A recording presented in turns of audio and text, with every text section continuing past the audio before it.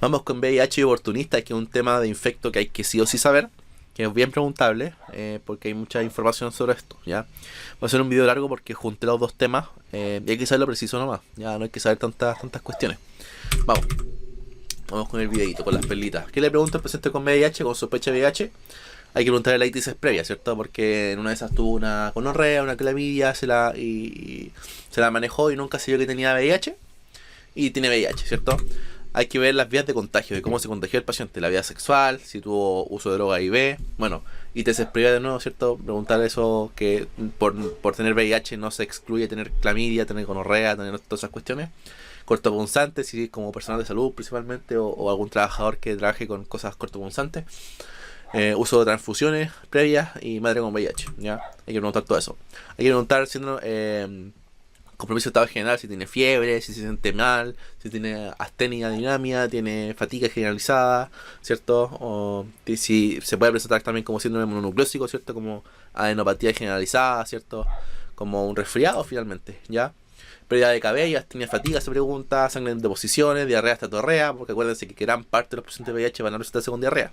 Una de las causas de diarrea crónica es la VIH, el VIH, así que hay que preguntarse por la diarrea y la estatorrea.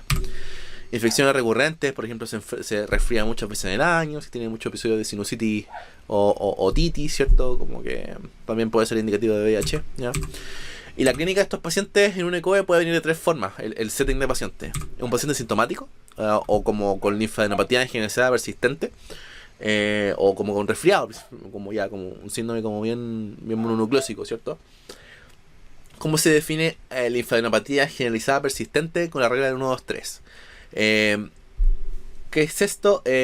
Adenopatías de más de 1 centímetro en más de 2 zonas por más de 3 meses. Ya, eso es LGP, ya, linfadenopatía generalizada persistente.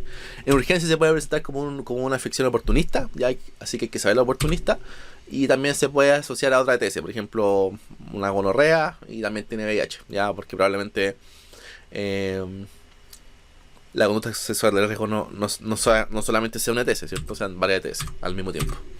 El diagnóstico, el screening y el examen de primera línea, el primero que hay que hacer es el ELISA contra VIH, ¿ya? Si me sale el ELISA positivo, hay que repetir el ELISA, ¿ya? Si el segundo ELISA me sale positivo, se tiene que confirmar con un Western Blot, principalmente, ¿ya? Que si este me sale positivo, confirma el VIH y hay que manejar el VIH. Y hay que activar el protocolo VIH en general, ¿ya? Y si el Western Blot me sale negativo, hay que hacer una PCR, ¿ya? Porque acuérdense que si es un paciente hiperagudo, por ejemplo, si le tomamos una ELISA las primeras 6 semanas desde que se infectó, no va a salir positivo la ELISA porque tiene un periodo de ventana. Así que lo mejor en esos casos es cuantificar con una PCR, aunque es más carito, pero hay que hacerlo, ¿ya? ¿Qué se le pide además a estos pacientes VIH que ya están con un Western Blot positivo? Caleta de cosas, ¿ya? Hemograma VHS, pruebas hepáticas, serologías de Epstein-Barr, citomegalovirus, pruebas de hepatitis, ¿cierto? Toxoplasma, VDRL y otra ETS. Recuento de CD4 porque nos va a ayudar a clasificar a los pacientes. Orina completa, ¿cierto? Lipídico porque estos pacientes suelen hacer bastante síndrome metabólico a causa de la terapia. Serología de Chagas con PPD y radiografía de tórax, ¿ya? Eso hay que ver a los pacientes VIH. ¿Y cómo se clasifican? Estatalidad, según la clínica y el CD4. Según los CD4 nos va a decir 1, 2 o 3. El CD4 CD4-1 es más de 500, ¿ya? El CD4 500, 200 es 2 y menos de 200 es 3, ¿ya? Acuérdense que menos de 200 siempre es definitorio de SIDA, ¿ya? A saber cuántos años tuvo el VIH. Y el ABC es según el síntoma, ¿cierto? Que el A va a ser asintomático o linfadenopatía generalizada persistente, como les dije anteriormente, 1, 2, 3. Más de 1 centímetro en más de 2 zonas por más de 3 meses. El B va a ser como síntomas piola o no sé, ya, síntomas no graves en general, ya. Cándida mucocutánea, ¿cierto? Que es la única enfermedad oportunista, infección oportunista que no es C, es la cándida mucocutánea, ya. Displasia de bajo grado, enfermedad inflamatoria pélvica, fiebre o diarrea por más de 1 mes, herpes zóster más de un hematoma o trombocitopenia, ya, principalmente. Y C, todas las malas, ¿cierto? TBC, criptococosis, neumocistosis, caco invasor, citomegalovirus, linfoma, toxoplasma, ya. Y ahí según la clínica y los CD4 se clasifica al paciente. Estos pacientes a través del manejo de los años pueden o subir o bajar, ¿ya? El manejo de estos pacientes, bueno, hay que manejar la otra ETC si existen, ¿cierto? Y la triterapia es como el principal pilar, ¿ya? Porque si un paciente con triterapia y se pesquisó tempranamente el VIH y tenía triterapia, probablemente tenga la misma sobrevida que un paciente no VIH, ¿ya? Así que es súper buena la triterapia. Principalmente 2 análogos nucleósidos más una integrasa, un inhibidor de la integrasa, ¿ya? Como esquema principal tenemos la emtricitabina con tenofovir y dolutegravir, como el mejor esquema que hay, con menor RAM. Y el control se tiene que hacer anualmente con BDRL, no BDRP, ya, BDRL con PAP en mujeres y carga viral y CD4, ya, para ver como la actividad del VIH, ya. Y hay que informar de cuándo consultar de nuevo. Por ejemplo, si empieza a tener síntomas del arma de enfermedad oportunista, por ejemplo, disnea, disfagia, dinofagia, y todas esas cuestiones de oportunista, alteraciones de conciencia, fiebre, hay que informarle, hay que educarle que tiene que consultar, ya, porque probablemente no está funcionando mucho el manejo o algo así, ya. Acordarse de que hay notificación obligatoria, ¿cierto? Hay que notificar a los pacientes VIH, hay que manejar los contactos del VIH, ya, porque las parejas probablemente tengan VIH también, y es una enfermedad GES, así que el manejo es totalmente gratuito y por el sector público, ya. Las oportunistas son todas C, ya. Todas las afecciones oportunistas son C, son clínicas C, menos la candida oral, ¿ya? Así que si tiene un oportunista, ya ese paciente está para la cagada, está con SIDA, ¿ya? Primero se trata el oportunista y después el VIH, porque acuérdense que si ustedes manejan el VIH en el agudo con un oportunista, hace el síndrome de reconstitución y eso hace mucho peor al paciente, ¿ya? Lo va a empeorar en vez de mejorarlo. Así que primero el oportunista y después de la normalización de la clínica se empieza la triterapia, ¿ya? La profilaxis que hay que saber, que es según la CD4. Bajo de 200, ya en los pacientes, es decir, en los pacientes SIDA, hay que hacerle profilaxis, ¿ya? Primero de neumocistis, ¿ya? Bajo de 200 de CD4, cotrimoxazol, ¿cierto? Ya bajo de 100, criptococo y toxoplasma. Acordarse que el criptococo no se da fluconazol al tiro, sino que tiene que haber tenido un episodio de criptococo, ¿ya? Y ya en los casos más graves de citomegalovirus, de Mycoplasma avium y de tuberculosis, ¿ya? Tuberculosis, acuérdense que no es por CD4, sino es con un PPD positivo, en estos casos con VIH más de 5, ¿ya? Acuérdense de esto, PPD arriba de 5 VIH, TBC, y hay que darle isoniazida, ¿ya? Hay que darle solamente isoniazida. Eso, acordarse de la profilaxis, ¿ya? Aquí están los fármacos con los cuales se hace. Lo más importante de cada oportunista, bueno, vamos con la candidiasis primero, que es como bien preguntable, ya se da en caso de CD4 bajo 200, ojo de candidiasis invasiva, ya candidiasis esofágica, porque la candidiasis mucocutánea no es necesariamente una oportunista, ya de hecho cualquier persona puede tener candidiasis mucocutánea, ya. Así que bueno, ¿cómo se va a decir? El paciente VIH que tenga disfagia o dinofagia, ese paciente tiene candidiasis invasora hasta decir lo contrario, ya, en candidiasis esofágica, ya.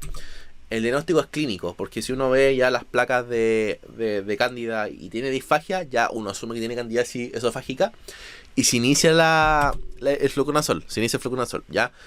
Pero si el paciente no llega a responder, ahí recién va a EDA, ¿ya? Idealmente ese es el algoritmo, aunque algunos dicen EDA de inicio, otros dicen que no, pero principalmente es clínico, ya no es necesario la EDA. Y se parte el fluconazol al día por 7 días, ya en caso de que sea mucocutánea. En caso de que sea esofágica, es por 14 días y el doble de dosis, 200 mg al día, ¿ya? La neumocistosis o la neumocitis Girovechi, que hay que saberlo bien, porque esta yo creo que es la más preguntable, ¿ya? Neumocistosis, que hay que saber de neumocistosis, que da una neumonía larvada de semanas, de muchas semanas de disnea, ¿ya? Muchas semanas de disnea y síntomas atípicos, sibilancia, ¿cierto? Mucha tos seca también, muchos síntomas de NAC atípica, ¿ya? Y el rayos, como que nos va a mostrar, neumonía intersticial, bilateral, eso, como típica neumonía atípica, ¿ya? Eso nos va a mostrar la imagen. El diagnóstico, bueno, con la imagen, ¿cierto? Que nos va a apoyar con una neumonía bilateral intersticial, con LDH muy alta, ¿ya? LDH va a estar casi 3 veces más de lo normal. Y también vamos a tener que hacer una visualización microscópica de la expectoración y vamos a ver el neumocistis, ¿cierto? El tratamiento es con cotrimoxazol, ¿ya? Con cotrimoxazol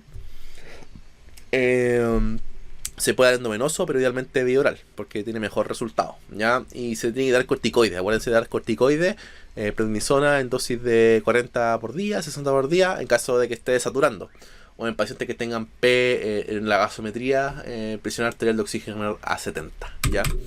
El toxoplasma, que hay que saber el toxoplasma, que es un paciente de VIH que empezó a convulsionar, que empezó a tener síntomas psiquiátricos, que empezó con déficit neurológico, ¿cierto? Compromiso, en general, compromiso del sistema nervioso central, ¿ya?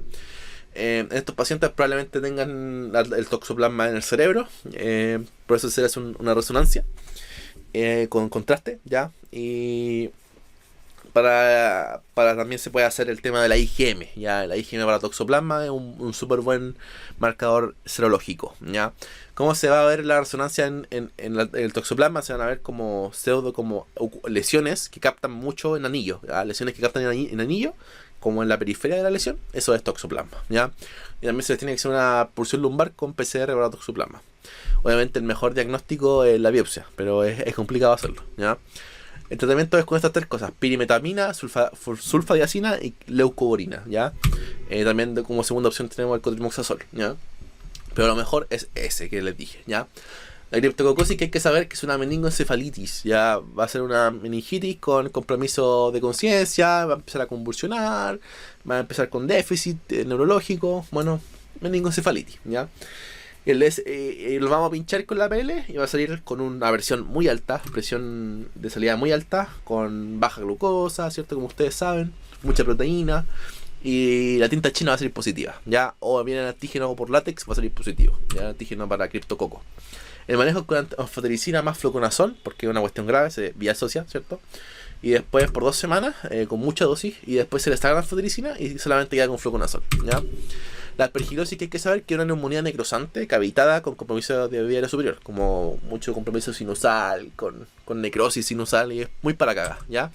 Se da con menos de 100 de SOD4.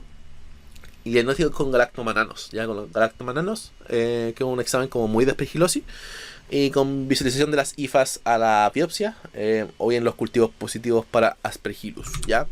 El tratamiento es con moriconazol, ¿ya? Y el citomegalovirus, que hay que saber que hace mucha retinitis, ya hace mucho compromiso ocular principalmente, pero en general puede dar compromiso de cualquier cuestión, compromiso general, adenopatía, esofagitis, colitis, ya puede dar un montón de cuestiones el citomegalovirus, pero lo más importante, lo más preguntarle, hay que hacer un fondo de ojo. Hay que hacer un fondo de ojo a los pacientes porque es como la principal perlita clínica que hay, ¿ya? Y hay que pedir el PCR. Y hay que pedir el PCR para citomegalovirus.